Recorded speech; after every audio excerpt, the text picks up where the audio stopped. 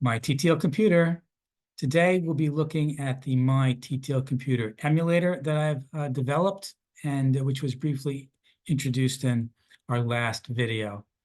Okay, and we're going to be revisiting the Fibonacci sequence program that we're going to be using to help us look at the capabilities of the emulator. And just a quick review of the code. So we have the first code is initializing the first and second terms in the sequence. It's then checking to see if the first number in the sequence or the current number in the sequence is 233, which is E9 in hexadecimal, I believe. If it's that, that's the largest number that we can store in the sequence in a single byte. But if it's less than that, it jumps down to the summation code, which adds the first and the second term together to get the next number in the sequence, and then jumps back up to here. And again, it tests to see if we're at the largest at 233. And if it's not, if it is equal to that number, then it jumps back, does a far jump back to the monitor. And if I come down here in the source code, we can see that we have our first and second terms are defined here. The bytes are defined here. And we have a new directive that we added to the assembler, which is the watch directive.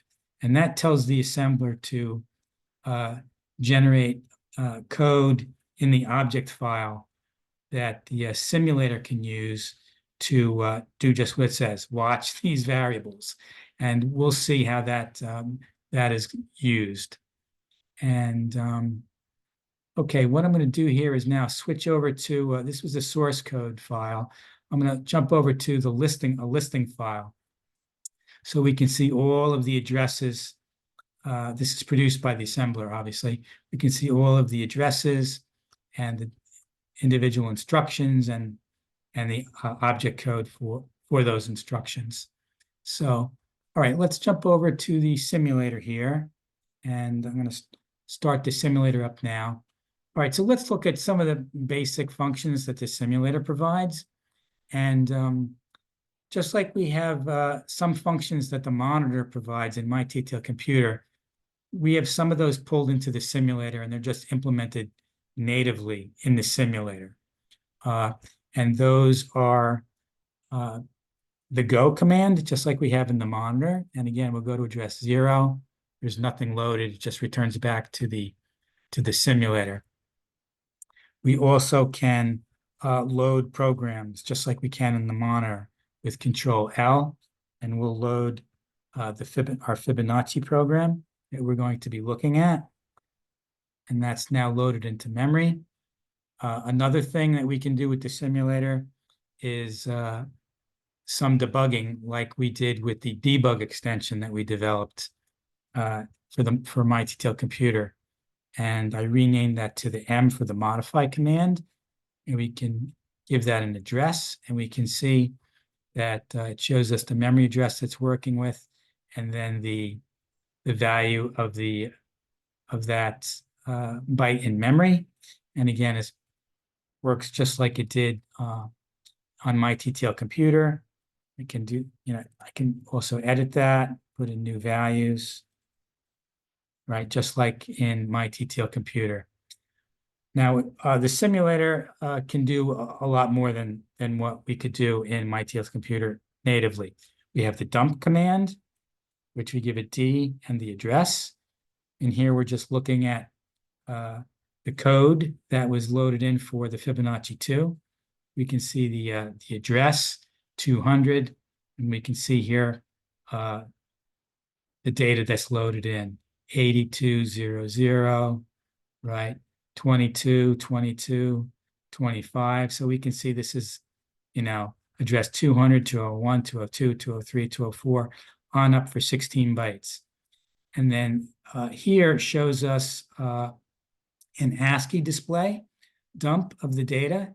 And if the data is not ASCII printable, it just puts a period. But if it is ASCII printable, it puts out the ASCII character for that. Okay, and this is just like a traditional dump format. common dump format. If we hit enter, it'll go on to the next sequence in the memory space. And again, it's period to end that. Okay, so what else can the simulator do for us? We can use the R command to display our register values in the computer.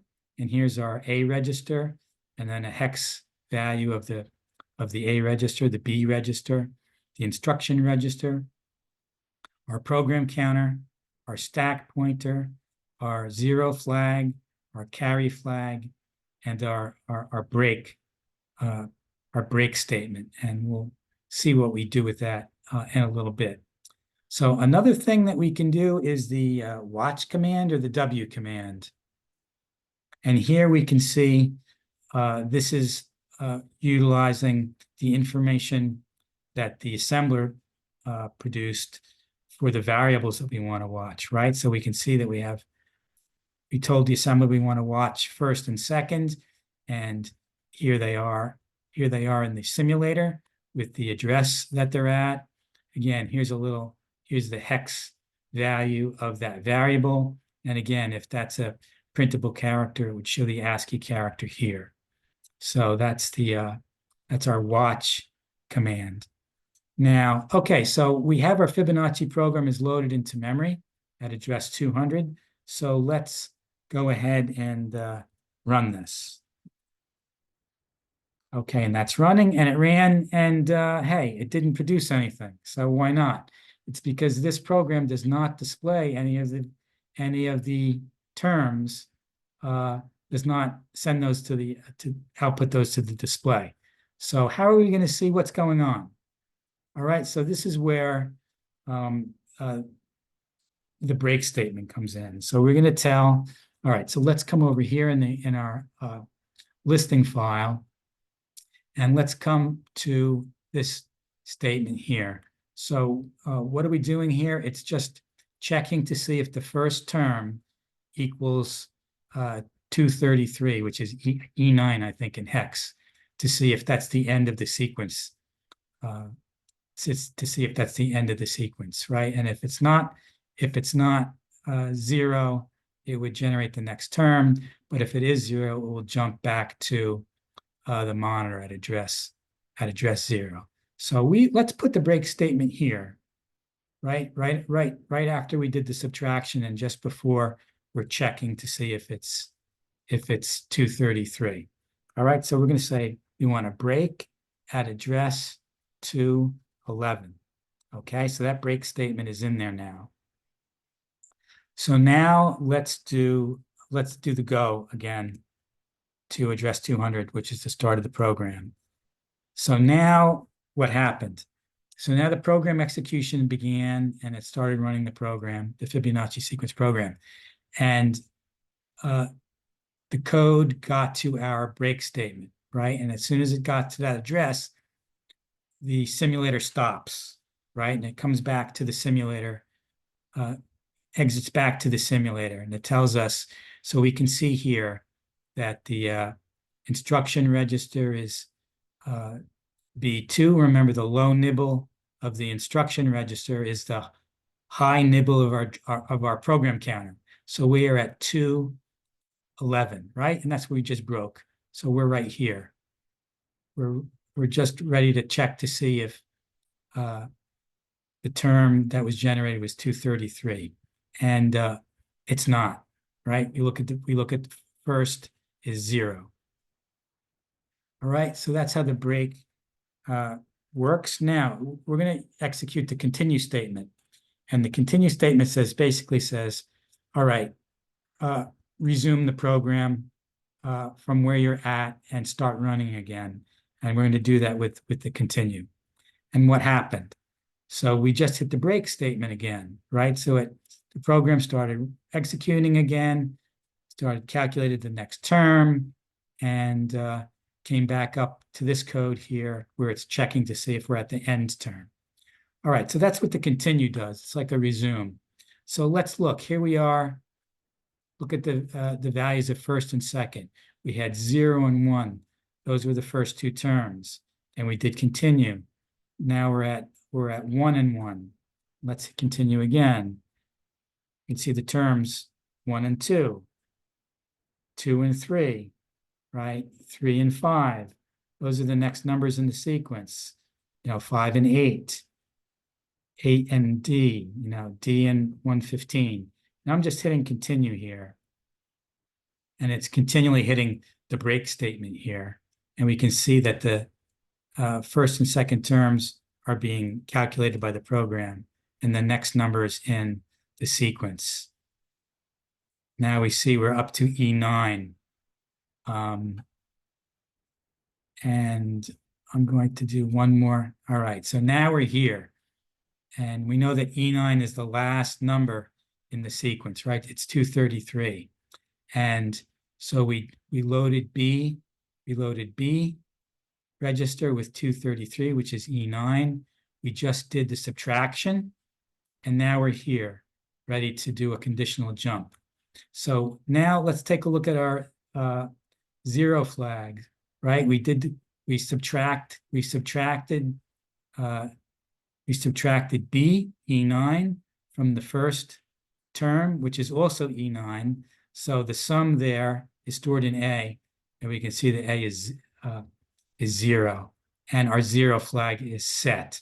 So we are now going to, we're going to fall through that. I'm going to do, so that's where we're at. We're at the jump, if not 0, to calculate the next term.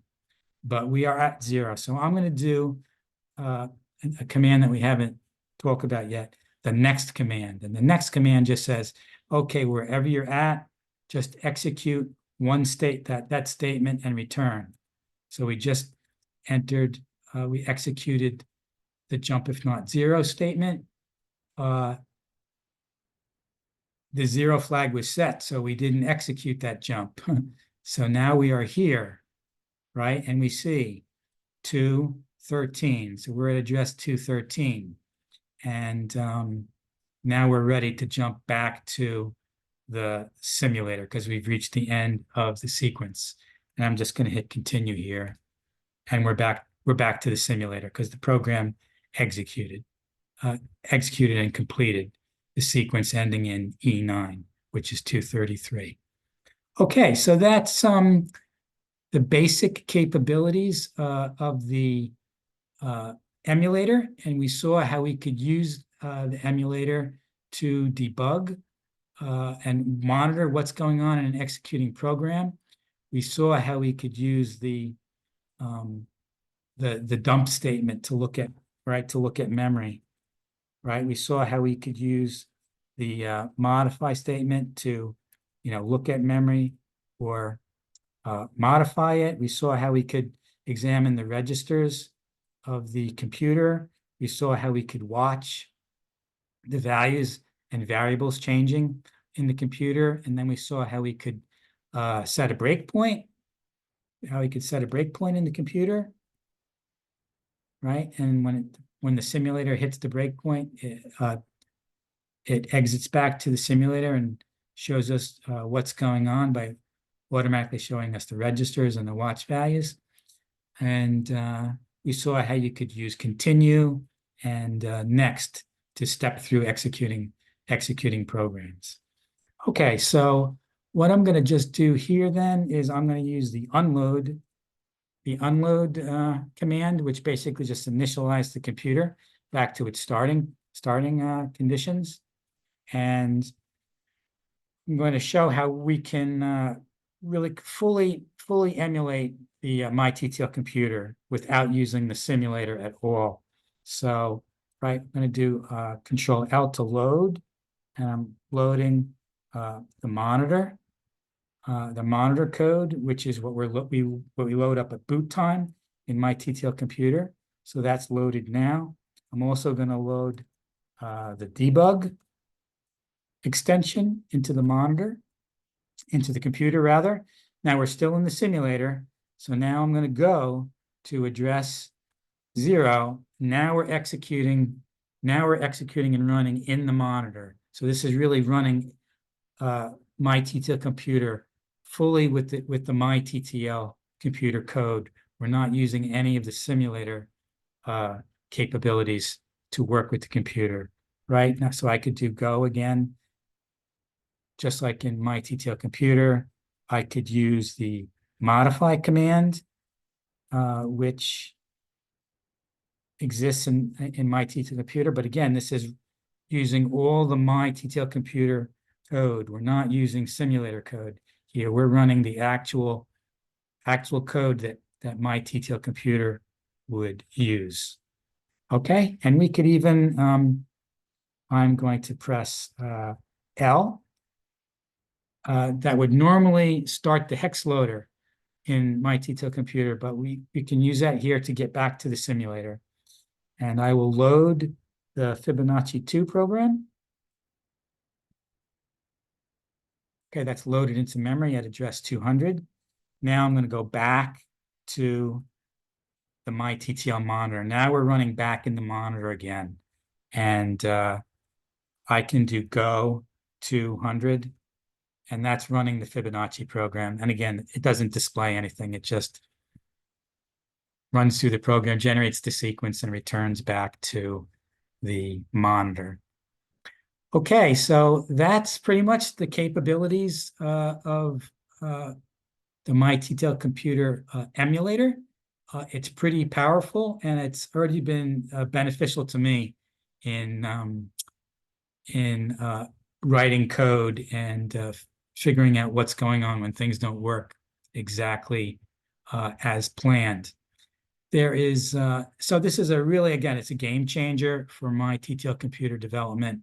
And again, besides it being, having a lot of extended capabilities, I can just completely develop, remotely without having to be next to my TTL computer and having that, up and going.